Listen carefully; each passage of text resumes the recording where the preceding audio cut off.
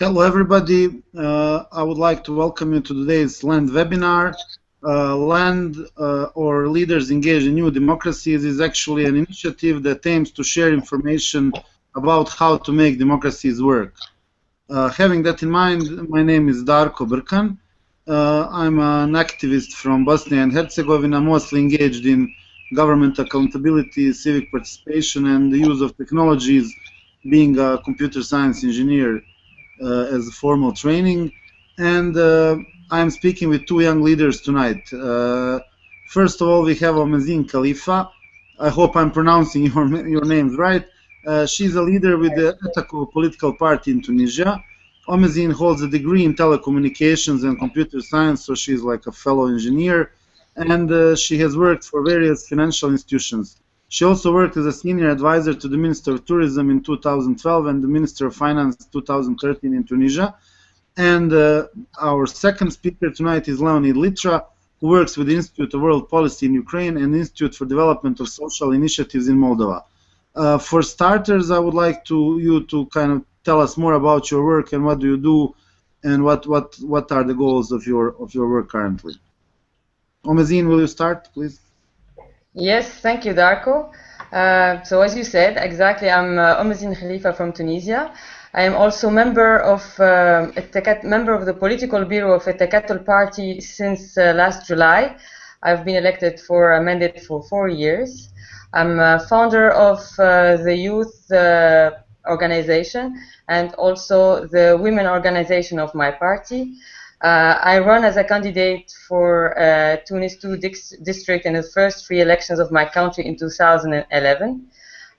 You said that I worked as an advisor for the Minister of Tourism. He was actually the same one who became the Minister of Finance 1 year after. So I participated in the first elected government in Tunisia and the second one. Now we have a third one, which is non-partisan. That's why we stepped down, we quit last January. And now I'm having a business with some friends in the tourist sector, and it's quite new for me.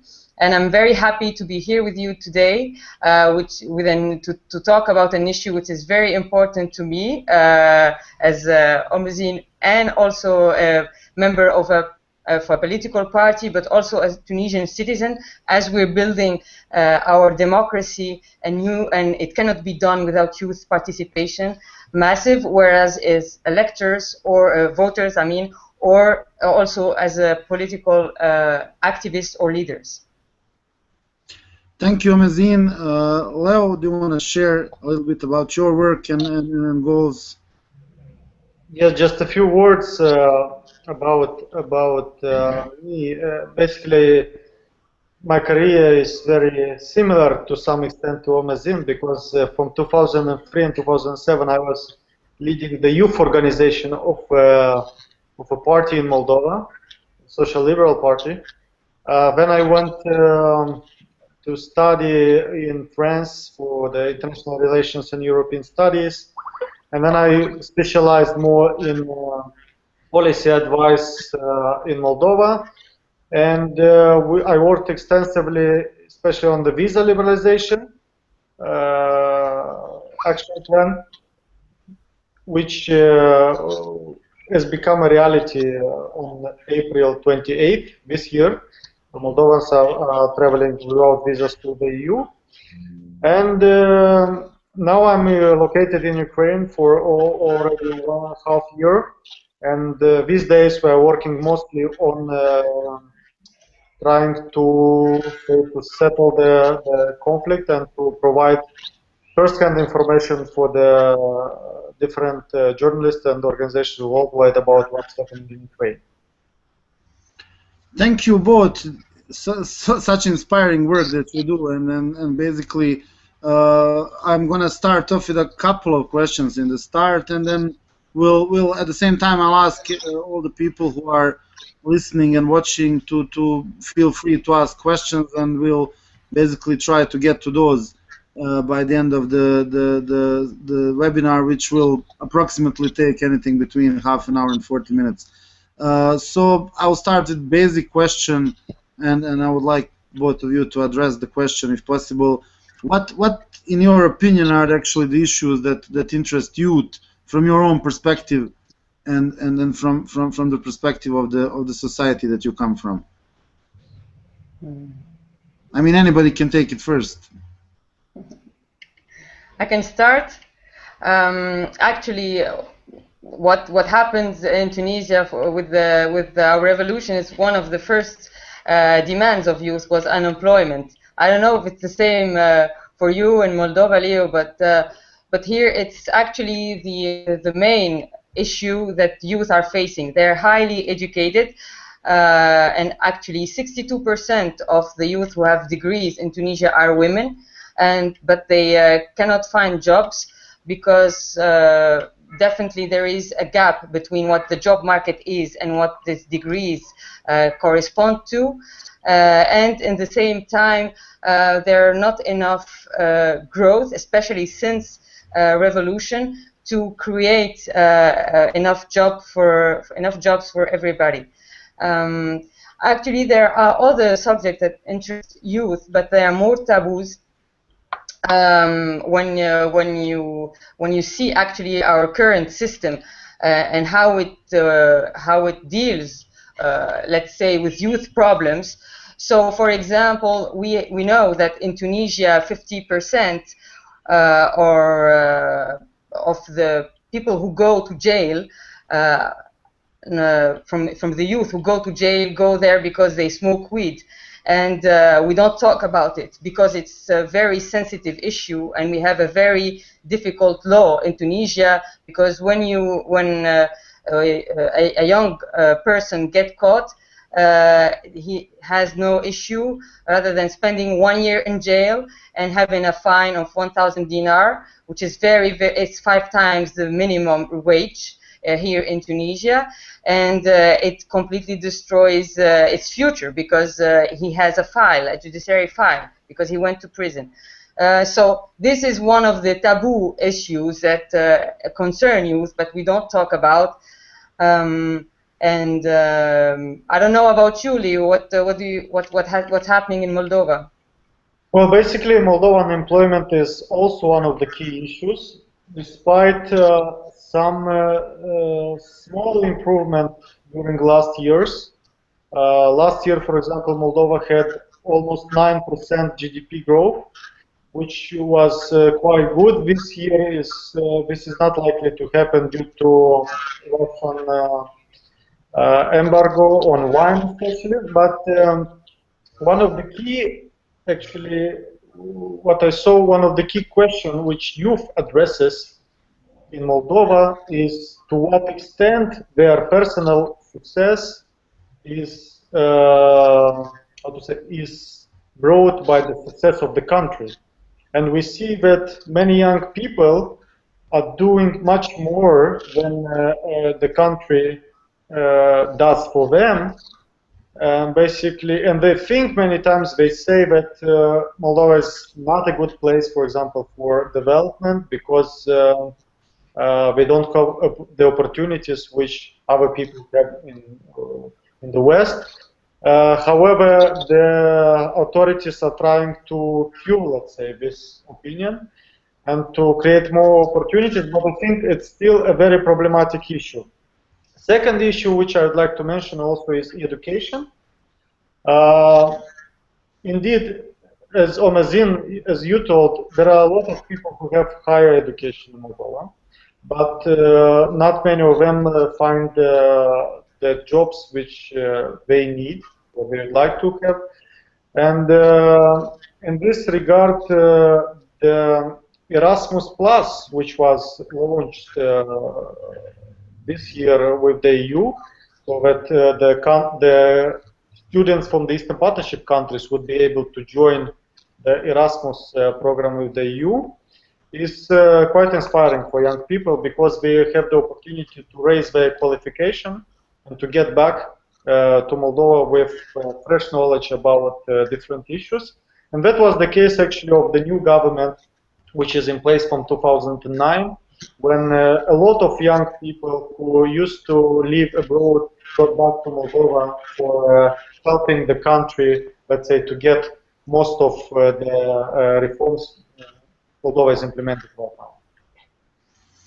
Great to hear that. Like when I'm listening to two of you, it feels like I'm talking myself, because we pretty much share the same issues and then problems over here, and I guess it's pretty similar all over when you say like education, unemployment, perspective, you know, it sounds very familiar. But like what I would like to maybe for you to address a little bit more is like, where do you think are the causes for all of this, and like what are your perspectives on what can be done in addressing this and in potentially changing this, and then what is in your opinion the kind of a set of actions that needs to be done in your respective communities? Well, I'm sure that there is no how to say, a clear 100% action plan to curb these issues, but one thing I'm sure that would increase, let's say, the chances to fix the issues easier and quicker would be a higher involvement of young people in the decision-making process, in the political life, because if you look at the elections in Moldova, then you will see that young people are participating in elections, for example, much less than elderly people. And this is a problem, because if young people do not participate actively in the decision-making process in the elections, then they cannot put on the agenda the most topical issues for them, such as unemployment or education or other issues which are of most importance for the young people. And I think that this would be one of the, of course, many issues which would improve the situation for the young people. Thank you. Ommezine, do you have anything to add? For us in Tunisia, definitely is structural reform in all sectors that are needed to provide jobs for youth. Definitely, it's very connected, as Leo said, to political will, and for a long, I mean, at least a long term. Actually, Tunisia needs really 5 to 10 years of stability now to reform all the sectors, and it's very important that youth can have, let's say, that they participate in election to choose the right program, so the right party who would implement the right program to bring solutions, at least I'd say from participation level, because Tunisia in last election only 7% went to vote, and now we hear that they are less and less interested in elections, and they were actually kind of disgusted by the debates that were going on during the transition period. And at the same time, they were seeing that old people were leading these debates. Old men, especially, very few women. It's very rare to see also women debating the real issue for youth. So they cannot identify themselves to political leaders, first. And second, we have a tradition of political parties that are corrupt, as we had only a unique party that completely biased the game, between brackets, and used all the powers mixed between the state and a role of political party to obtain more privileges and more wealth for its people and not for the others who didn't belong to. So even if we have now a multi-partisan political scene, people still, and especially youth, still see political parties as many little potential dictatorship party, and they don't want to be involved in that. They don't want to be corrupt. They don't want to be told as corrupt. So, and third, I can say it's a mentality. Why would you go to a political party if you're not, let's say, selfish? It's the best thing that they could say. Selfish because you want to have wealth for yourself, and obviously the worst is that you are kind of a mafia guy who wants to definitely have people serving him and use money for citizens for himself. So this is why I think youth are not interested in political participation, and actually the next election is going to be a huge test for the people who led the transition to see if they succeeded or not to build the basis of democracy where youth have their voice heard. And actually it doesn't seem to be very well now, the image. So, but political parties didn't start to campaign yet, so we don't know. We still have hope. And actually, political parties didn't choose their new voices. And hopefully, if some of them are intelligent enough to have young people talking to young people with their language, speaking about the issues that really interest them, and then inspire. So the youth could be inspired by someone that they see can really understand them. Maybe there could be a change, but it needs a lot of work until November 2014. So like 7 months ahead. Wow, the more you talk, the more I feel like, I would repeat myself if I would add anything to whatever you're saying. I mean, the only thing that changes is that our elections are October, not November. So our test is a month prior to the Tunisian one. Our in November as well. Yeah. So you see, things are pretty similar all over the place. And that's why I'm kind of like, okay, what will I say now? I'll totally repeat myself. So basically, I've decided to continue shooting questions at you, since I have this like a little bit comfortable role of a moderator here. So coming to the point, and actually, I've been thinking and a lot about this. Is like, I mean, I know it's kind of a buzzword and everything happens around it, but do you really think that actually social media and then technology changes the picture for young people at all? Does it have any impact, and what impact does it have? And like, do you think that there are actually examples that you can share or ideas that you have how this can be a game changer in the whole story? We can start with Ommezine this time, maybe. I don't know. Okay. Actually, you have to know, as Facebook is very important in Tunisia. I mean, it's not all social networks. It's probably the main important is this one. The thing is that we're using it since revolution to share information, and political parties use it as a tool to broadcast their message, to share their videos. But I think it's now youth lost interest in this kind of communication. If you don't have a video that is innovative, that again speaks their language, and that shows a politician who, as a normal person, as someone who wants to implement change, and that is seen as sincere and also modest, and explaining things with lots of pedagogy, because I think that also we're missing pedagogy in this period for youth. Maybe it could bring a change, but I think what I saw in grassroots can be done in parallel with the use of networks, social networks. It's the impact of a political leader who goes and talks to people directly, especially youth, whether in universities, schools, civil society platforms. The impact is huge, because these people are kind of,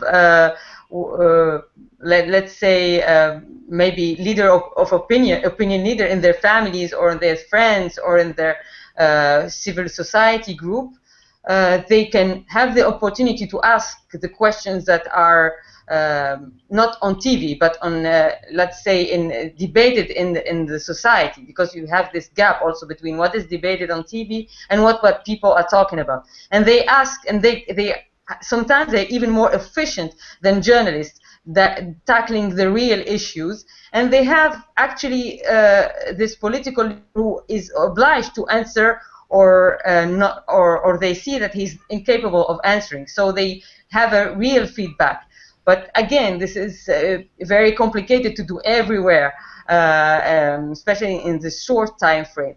But I think if to summarize, if social networks are used in an innovative way, where youth language is used, and in parallel with the grassroots to have this contact, it can be very efficient to change their perspective on what politics are and how politics can be changed if in this new context. Great, thank you. Leo, what's your take? Well, basically, I agree with what Ommezine told, and social networks in Moldova also played an important role from 2009 when sort of revolution happened. The chances for social networks to become more influential in youth participation and overall in decision making is increasing during last years, because, for example, this year I saw the statistics about Moldova's internet connection. So we got 52% of the population is connected to the internet, which is now more than half of the population. And most of these people, of course, are young people. So I think we get the right atmosphere, the right place to push for more participation through social networks, because there are more people connected. But the thing is that in Moldova and in Ukraine as well, the young people are somehow divided through different social networks. If you get, for example, on Facebook, then you see that there are young people who prefer a democratic type of republic, who are in favor of European integration and so on. But there are also alternatives. There are Russian-led, let's say, social networks, where it's very difficult, like Odnoklassniki, for example, or Vkontakte, which are very difficult to, to manage a youth dialogue, because there are so much different opinions about things which go on. So basically, there is a polarization, if I can say so, about the social networks. And there are attempts, of course, for the pro-European youth to get on the Russian-led social networks, and for the pro-Russian youth to get on the Facebook networks, on pro-Western networks, social networks, let's say. And this is quite I would say, a healthy evolution of the situation, because we are bringing the gap, we are getting closer to each other, and this really represents the issue on the post-Soviet, as we see now with the events in Ukraine.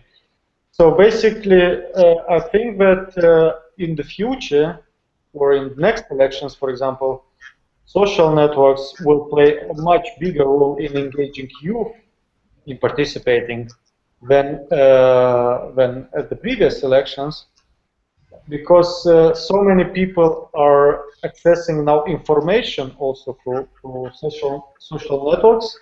And but one thing I wanted to mention also, that Ommezine is right when she says about the fact that direct communication between politicians, between party leaders and youth is much more influential to some extent.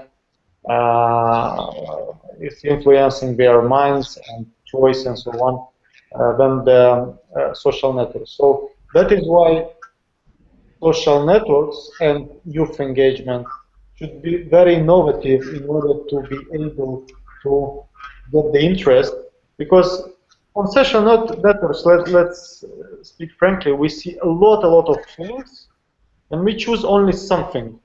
But we choose this something because first we are interested, or if we are not interested, that impressed us somehow.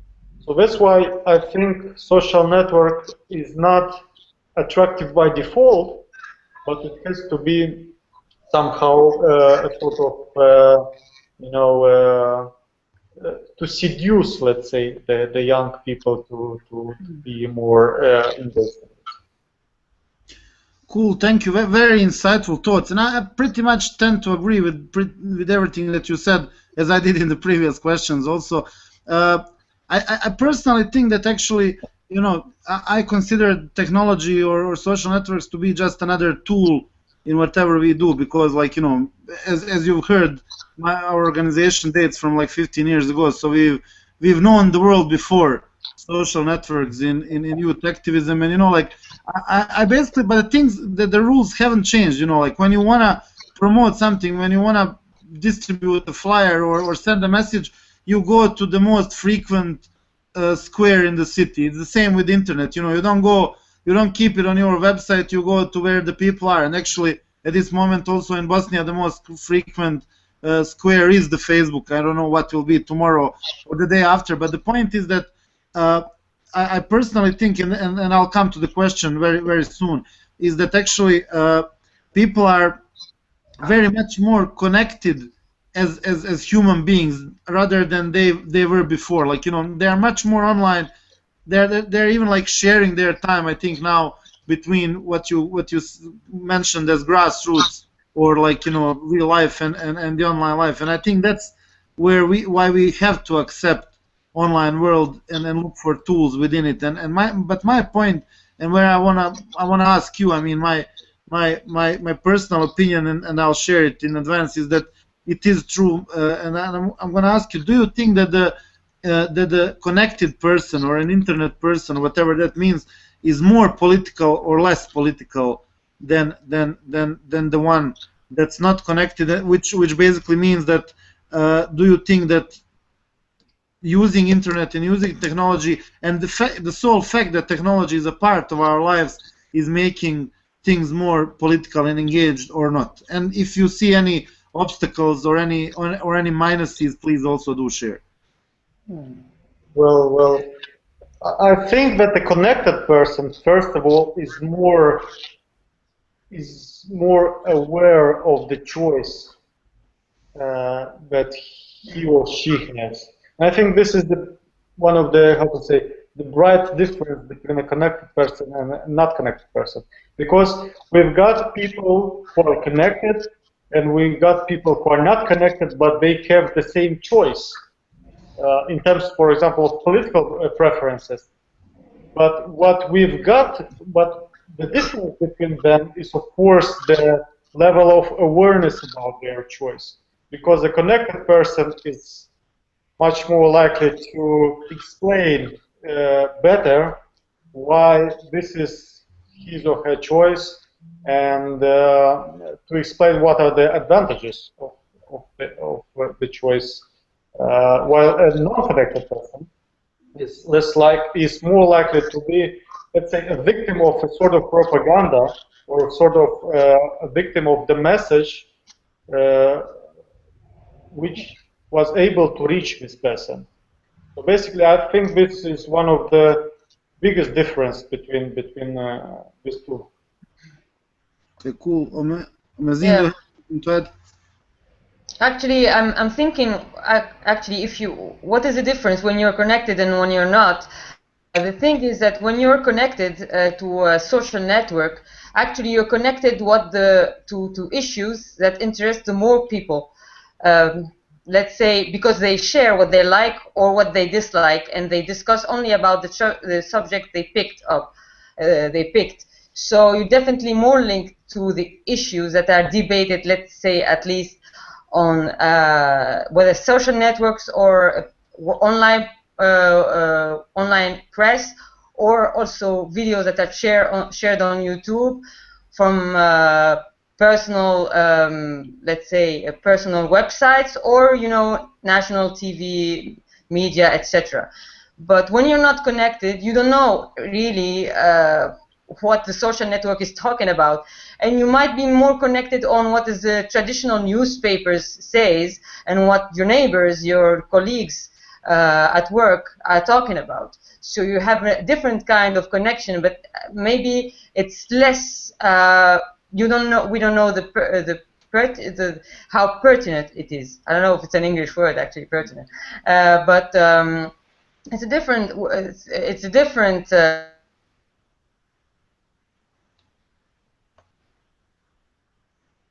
Representative. It's only representative of your really little group around you, and the social network is definitely more connected to the huge community which is around you.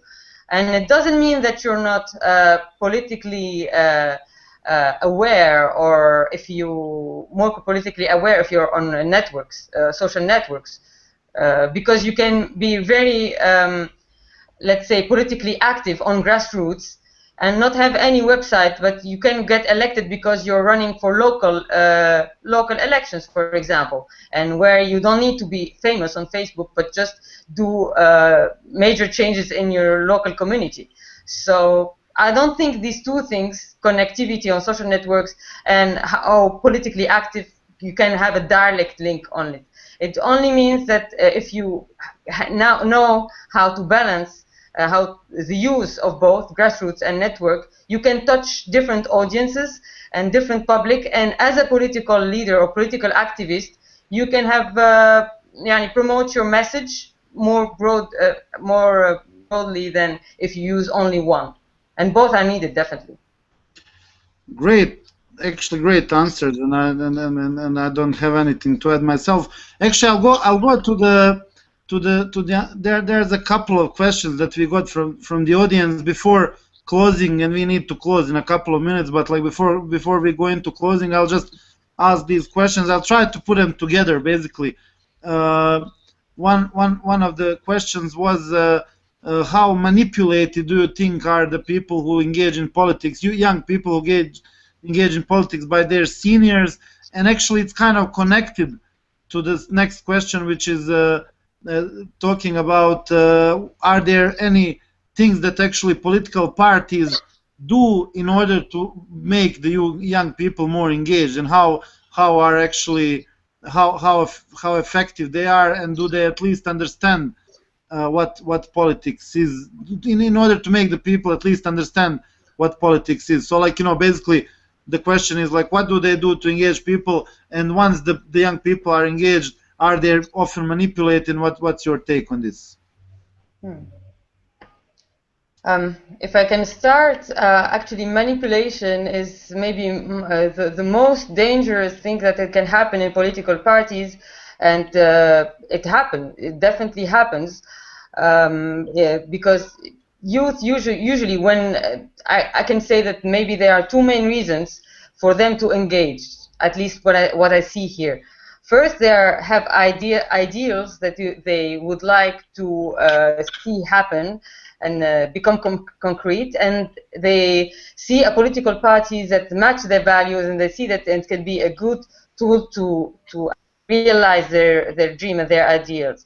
And a second thing is that they are convinced by somebody or someone they're influenced by, and I'm not going to say manipulated by, but just influenced by, and so they engage into a political party. But then the manipulation, I think, can happen within the political party, but because when you are, like, let's say, kind of new, a beginner, you need to have advices, you need to have some time to adapt, to understand the mechanisms, to understand how the interaction between people work. And this is a quite of dense period, this adaptation period. And I think to avoid this is to have maybe a system of, let's say, paramarin, I have the name, mentor system, where you have somebody from the party, somebody who didn't recruit you actually, but who has a responsibility in the party, and maybe can help you understand the mechanism, and it's just for a short time period.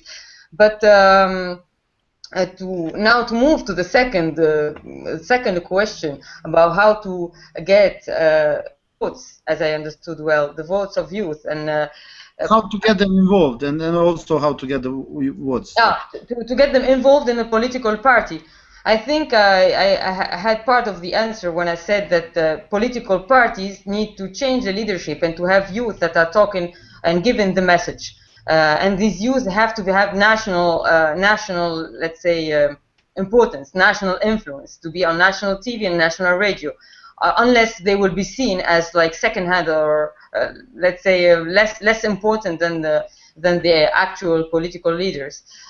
This is the first answer, and the second answer for getting youth engaged is also having let's say platforms that can make them show actually how a political party works, and get them involved in finding solution in the issue that they think are important to them. So this platform where the youth are not obliged to have a membership with the party, but they can talk with the party and then have this impact on what a political party issues are, is very important. And I think a youth organization within a party can be a good interface, because they will see youth that are already activists and they know exactly what the party stands for, and then at the same time they don't see them as people who want to manipulate them, but still I think the major question we need to ask is how to gain that trust, because definitely there is a lack of trust between the youth and the political leaders. So it depends really on the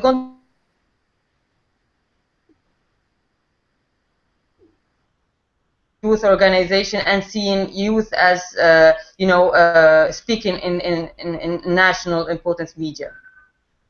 Thank you, Leo. Well, basically, on how manipulated are young people by parties, I think that every party manipulates to some extent. Of course, it depends the degree of manipulation, but it's the issue of how informed are young people about things which happen. Because the more informed the young people, the more difficult it is to manipulate with them. And how can parties engage more young people? There is no single tool to do it. There is a combination of tools to do it. Of course, it depends a lot on the leadership. We see, for example, I saw in Moldova parties which had very good financing. Let's say, they were financed well. They had like nice office. They had a lot of things, but they were not very popular among young people. And it was simply because the leadership was first not addressing young people, and second, it was not appealing for young people. Another issue is to have dialogue. With young people, and I remember when political parties, again in Moldova, were trying to organize dialogues with students, with young people from different areas, in order to know more about their issues. Of course, this is also not only a way to know better about their issue, but also to engage young people, because they feel that their issues are of importance for the politicians. It's a sort also of manipulation, by the way. And I think that one important thing also for young people and engagement in the party is that the certainty that if they engage in the party and they work in this party and they try to contribute, then they are able to get higher and to progress, to become someone in this party. Because there are many parties, and this is the situation these days in Ukraine, which I observe as an observer, that young people are disappointed by political parties, and they don't really want to engage with these parties because they think that most parties are corrupted, And if they would like to contribute to these parties, they may do so, but they are not going to get higher in this party, and you know, to have a say on some issues. So because they think everything is either corrupted, either you need to have real good connections to the party leadership in order to get on the party list, for example, and or to be promoted by the party in some of the making positions. So I think these issues are very interconnected, and to my knowledge, these are issues which are represented in many young democracies, such as Moldova and Ukraine. But I think that by the development again with the social networks, with the internet, it will be much more difficult to manipulate, and it will be much more easier to reach young people. Great. And as we are running out of time, excuse me, Darko, I just want to have a comment on what Leo just said, because you talked, Leo, about financing. Just try to be brief, please.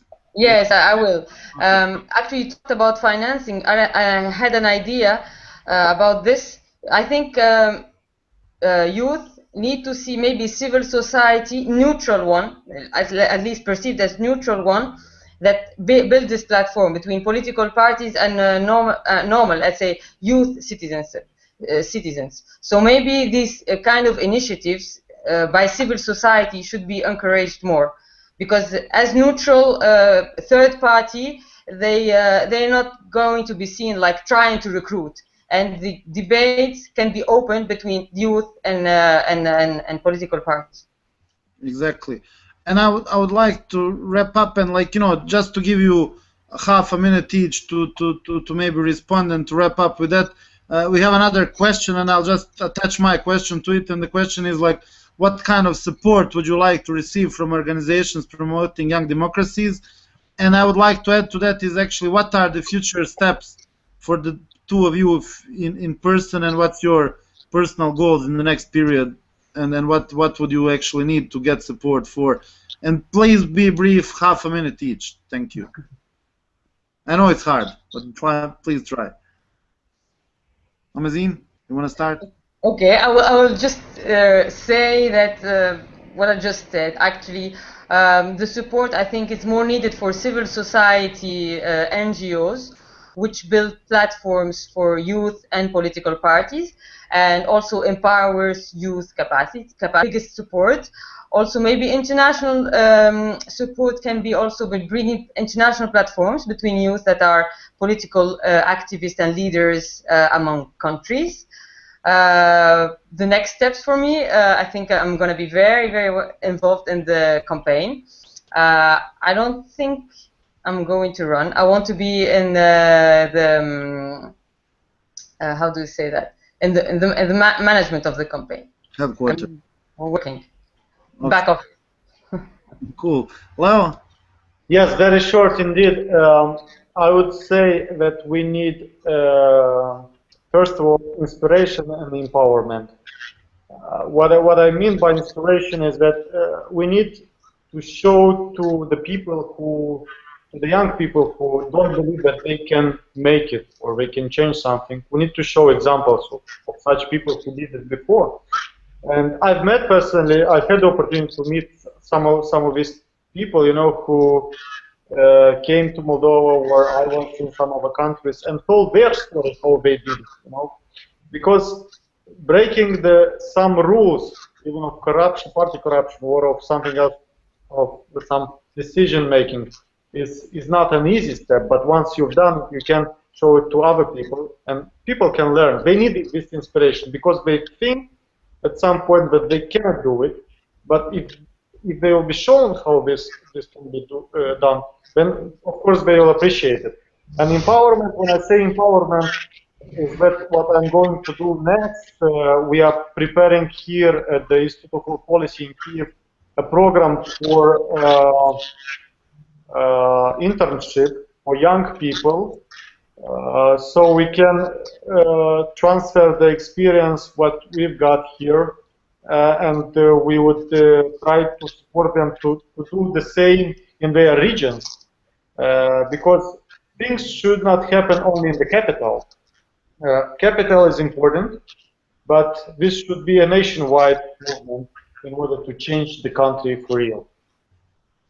Thank you, Leo, and thank the both of you for great talk and a great webinar. I think it was, at least it was for me, it was very insightful and great, and I thank the audience for let's say very interesting questions that we, I think, have managed to answer, at least to the best of our experiences. And basically that was it for this webinar.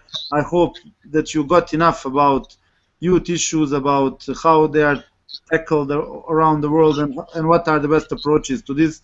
And please do join for other, I'm sure, great webinars of LAND in the future. Thank you both.